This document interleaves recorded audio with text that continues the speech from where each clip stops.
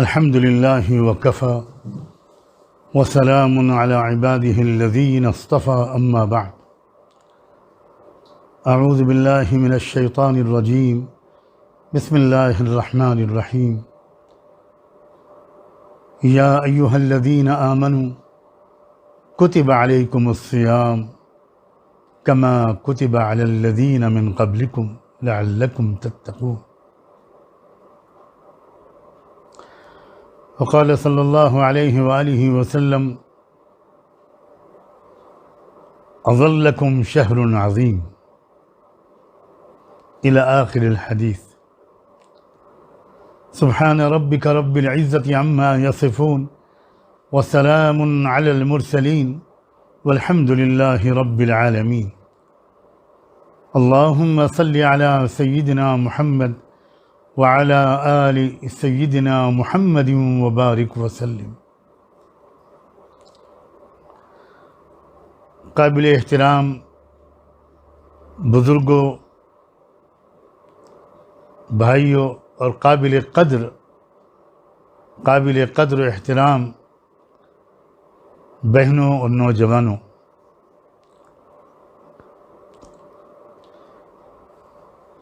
اللہ کا فضل ہے کہ اللہ تعالیٰ نے ایک بار پھر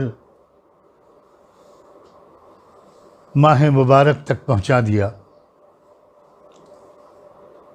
اللہ تعالیٰ ہم سب کو اس مہینے کی کما حقہ قدر کرنے کی توفیق عطا فرما دے اور اپنی نعمت کو، اپنے احسان کو مکمل فرما دے.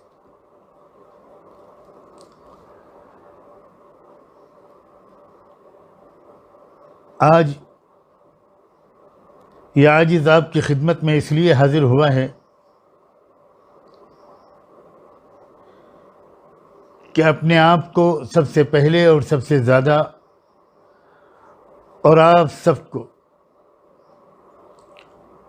کچھ ضروری باتیں ماہ مبارک کے شروع کے موقع پر پہلی ہی شب میں یاد دلا دوں.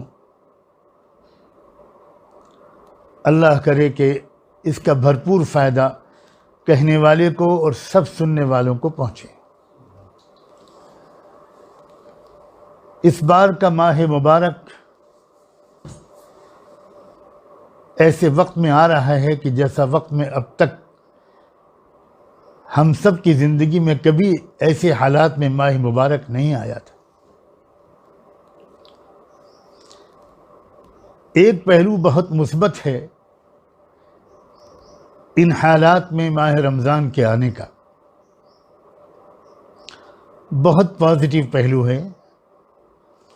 اور وہ یہ ہے کہ سب حیران و پریشان ہیں، سب کے دل ڈرے سہمے گھبرائے ہوئے ہیں اور بہت سوں کے دل تو ٹوٹے ہوئے ہیں. بچہ جب پریشان ہوتا ہے تو اپنی ماں کے پاس دوڑ کے آتا ہے. ماں کو، بچے کو یقین ہوتا ہے کہ ماں مجھے سہارا دے گی، تسلی دے گی، اور میں ماں کے قدموں سے لپٹ کر اس کی گود میں آ کر ان پریشانیوں سے چھٹکارا پا جاؤں گا، اس پریشانی سے چھٹکارا پا جاؤں. اسی وجہ سے یہ عاجز عرض کر رہا ہے کہ اس بار کا ماہ رمضان ان حالات میں آیا ہے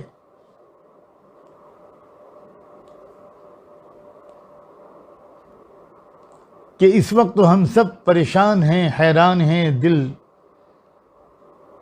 خوف زدہ بھی ہیں،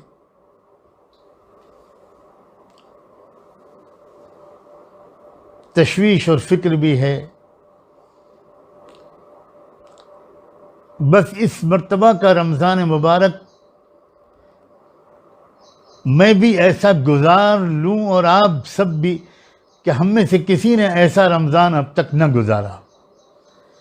اسی گزارش اور دعا کے لیے حاضر ہوا ہوں. اللہ کے واسطے، اللہ کے واسطے، اللہ کے واسطے آپ میرے لیے یہ دعا کر دیں کہ اس بار کا ماہ رمضان میں ایسا گزار سکوں جیسا اب تک میں نے کبھی نہیں گزارا۔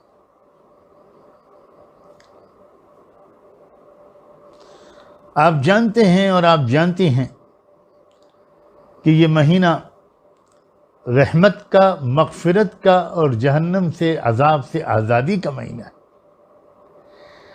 آپ یہ بھی جانتے ہیں اور جانتی ہیں کہ یہ مہینہ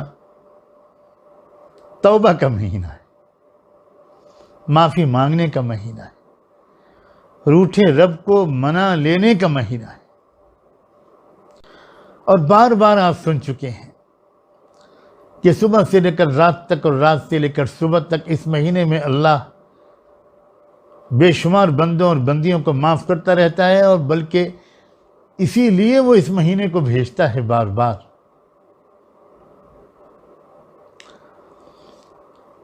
اس وقت تو حالات اس بات کی گواہی دے رہے ہیں کہ اللہ ہم سے سخت ناراض ہے، سخت ناراض ہے، اور اس ناراضی کو دور کرنے کا ہمارے پاس کوئی راستہ نہیں ہے سوائے اس کے کہ اب ہم دل کی گہرائیوں سے اپنے جرموں کا اقرار بھی کریں اور اب اپنی زندگی کو ہمیشہ کے لیے بدل ڈالنے کا فیصلہ کر دیں اور شروعات کر دیں۔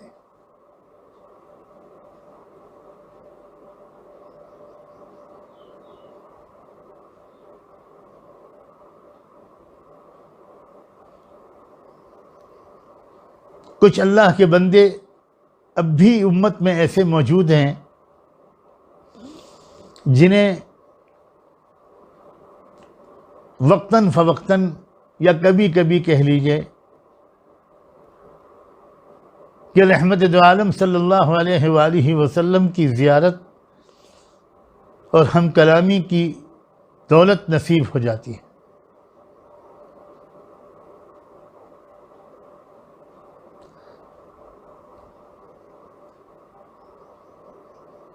ایسے ہی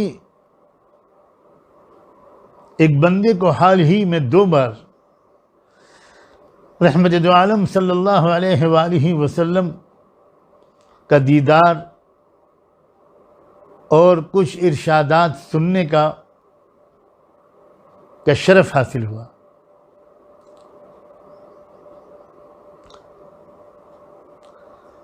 میری زبان لڑکھڑا رہی ہے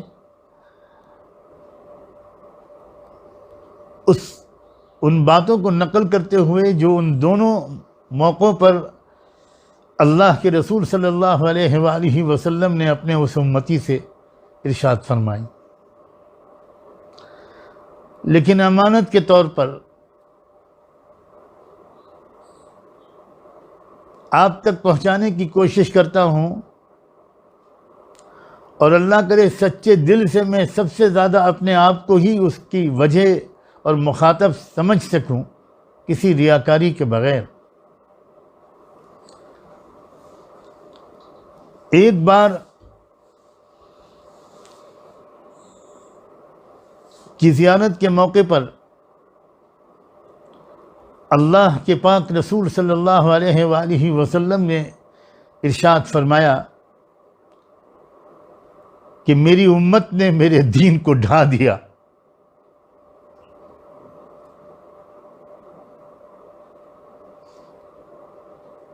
میری امت نے میرے دین کو ڈھا دیا۔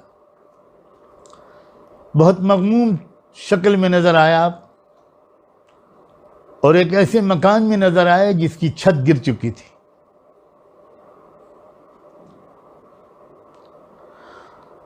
اور اس موقع پر آپ نے یہ جملہ ارشاد فرمایا بڑے غم کے ساتھ اس بندے سے کہ میری امت نے میرے دین کو ڈھا دیا۔ اور دوسری بار پھر تھوڑی دن کے بعد پھر زیارت نصیب ہوئی تو اس بندے کے کہنے کے مطابق رحمت دو عالم صلی اللہ علیہ وآلہ وسلم نے جو جملہ ارشاد فرمایا وہ کچھ اس طرح کا تھا کہ میرے اپنوں نے مجھے چھوڑ دیا، میرے اپنوں نے مجھے چھوڑ دیا، میرے اپنوں نے مجھے چھوڑ دیا.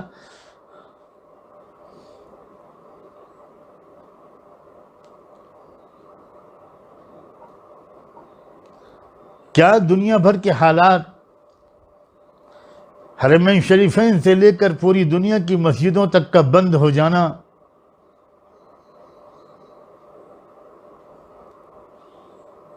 کیا اس بات کی دلیل نہیں ہے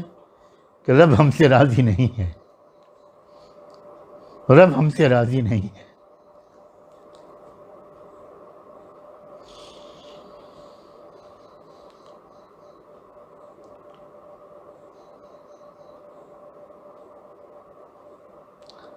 سچے دل سے اللہ کرے کہ یہ اعتراف ہم میں سے ہر ایک کو اور سب سے زیادہ اس کہنے والے کو نصیب ہو جائے کہ اللہ شاید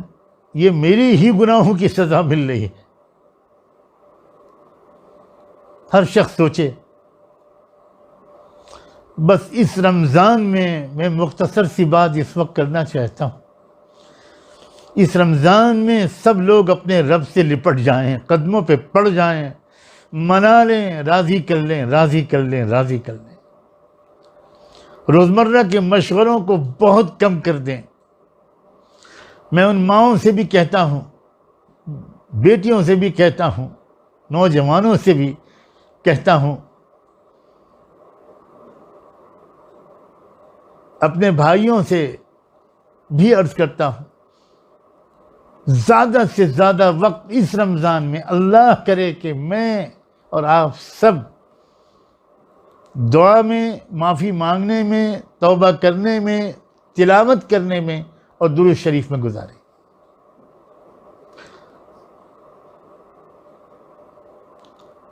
جس قسم کی سازشیں اس دجالی دور میں ہو رہی ہیں،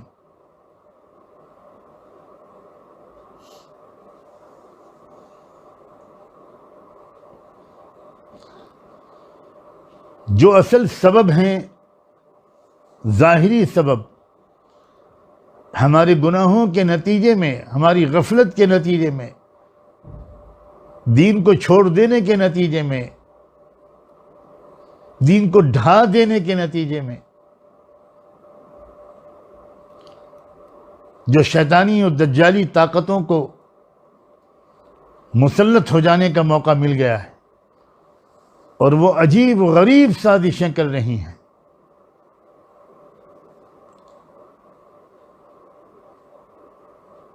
ان کے ہر طرح کی شرارتوں اور سازشوں اور ان کے نقصانات سے بچنے کے لیے ماہرین بتاتے ہیں کہ سب سے زیادہ مؤثر عمل کثرت سے قرآن کی تلاوت کرنا ہے.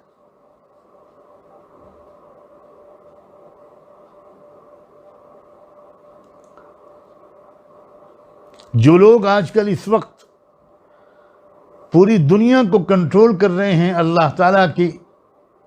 ایک بنائے ہوئے منصوبے کے مطابق اور ہماری گناہوں کی وجہ سے، ان کے آباء و اجداد کا کردار قرآن میں بتایا گیا تھا. نبذوا کتاب اللہ وراء ظہورہم واتبعوا ما تتلو الشیاطین علی ملک سلیمان.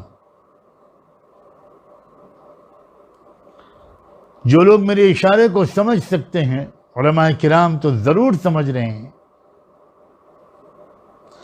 کہ وہی لوگ ہیں جو اس وقت پورے نظم عالم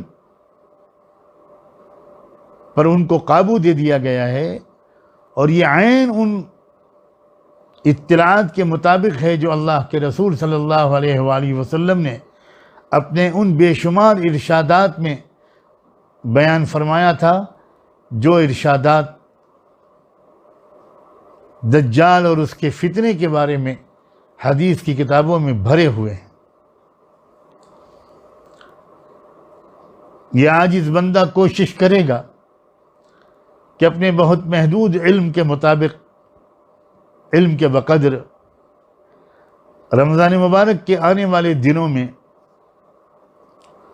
سورہ کہف کی روشنی میں دجال کے فتنے کے بارے میں، اس کی کچھ تفصیلات کے بارے میں، اور آج کل کے حالات سے ان کے ربط و تعلق کے بارے میں کچھ عرض کروں۔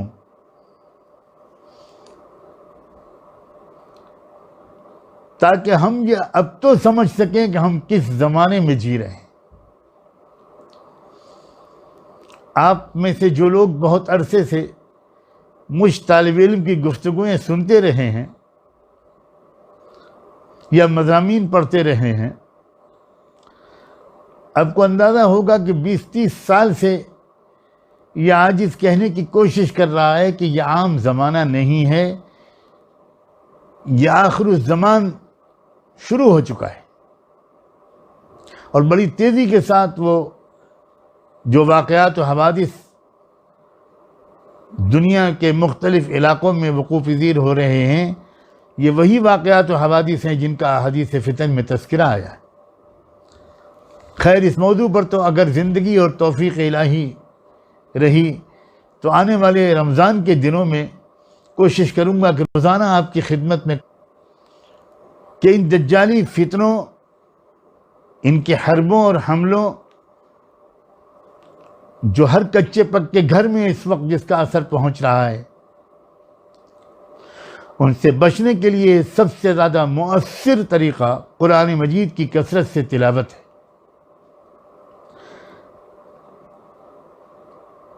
آپ میں سے جو لوگ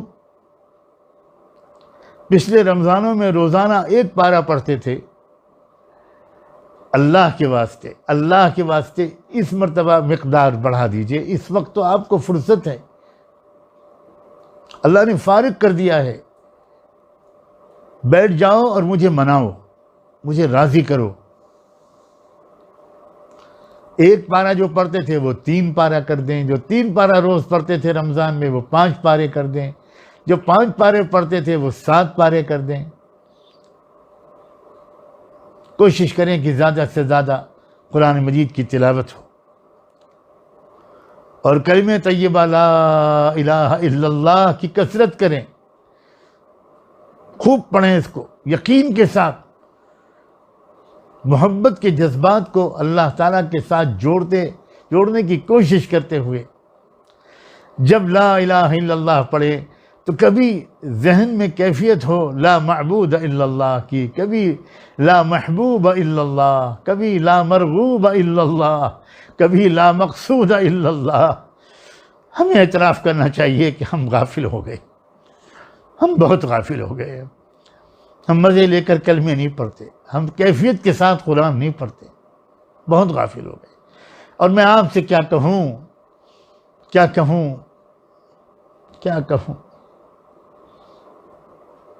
میرا حال بس، میرا اللہ ستار بھی ہے اور غفار بھی ہے، اللہ معاف کر دے، اور اس مرتبہ رمضان ایسا گزروا دے اللہ جیسا گزرنا چاہیے، جیسا اب تک نہیں گزرا۔ اور کثرت سے درود شریف بھی پڑھیں۔ موجودہ حالات میں اللہ کے بہت سے وہ بندے جو روحانیات کے رازوں کو کچھ سمجھتے ہیں، وہ سمجھ رہے ہیں کہ اس وقت درود شریف کثرت سے پڑھنے کے کیا فائدے ہوں گے۔ ہر دور میں اور ہر زمانے میں درود شریف بہت زیادہ اعلیٰ درجے کا ذکر ہے، اتنا اعلیٰ درجے کا ذکر ہے اور اتنی زبردست دعا ہے کہ صحابہ نے تو پوچھتے اللہ کے رسول سے یہ تک فیصلہ کر دیا کہ اللہ کے رسول اب میں تو اللہ سے کچھ مانگوں گا ہی نہیں، صرف درود پڑھتا رہوں گا، کیونکہ بار بار اشارہ ہو رہا تھا اللہ کے رسول کی طرف سے کہ تم جتنی چیزیں اللہ سے مانگنا چاہتے ہو وہ سب تم کو مل جائیں گی اگر تم مجھ پر درود شریف پڑھتے رہو۔ تو پہلے ارادہ کیا کہ اچھا اب میں 1/4 جو ذکر ہے میرا وہ میں درود ہی کے لیے خاص کر دوں گا، پھر کہا کہ 1/3، یہاں تک کہ پڑھتے یہ کہا کہ بس اب تو میں صرف، اور جب صحابی نے کہا کہ اب میں درود پڑھوں گا صبح سے رات تک، تو آپ نے تو عجیب بات فرما دی، پھر سن لو، تمہاری ساری فکریں دور ہو جائیں گی، ضرورتیں سب پوری ہو جائیں گی، تمہاری سب دعائیں قبول ہوں گی۔ تو اس وقت جو حالات ہیں، اللہ اکبر، ذرا تصور تو کیجئے، ہم اور آپ میں سے تو بہت سے لوگ ابھی تک اپنے گھروں میں بیٹھ کر کھا پی رہے ہیں، لیکن میرے کروڑوں بھائی، میرے کروڑوں بیٹے، میری لاکھوں بیٹیاں، میری بہنیں لاک ڈاؤن میں ایسے پھنسے ہوئے ہیں کہ بھوک سے مر رہے ہیں۔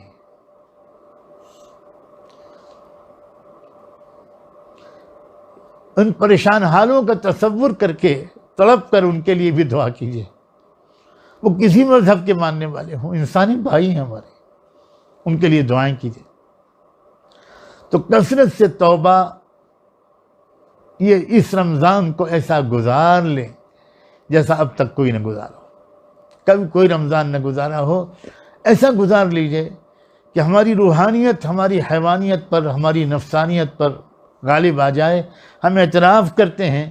کہ ہماری روحانیت بہت کمزور ہو گئی، اور دجالی طاقتیں تبھی کا مؤثر و کامیاب ہوتی ہیں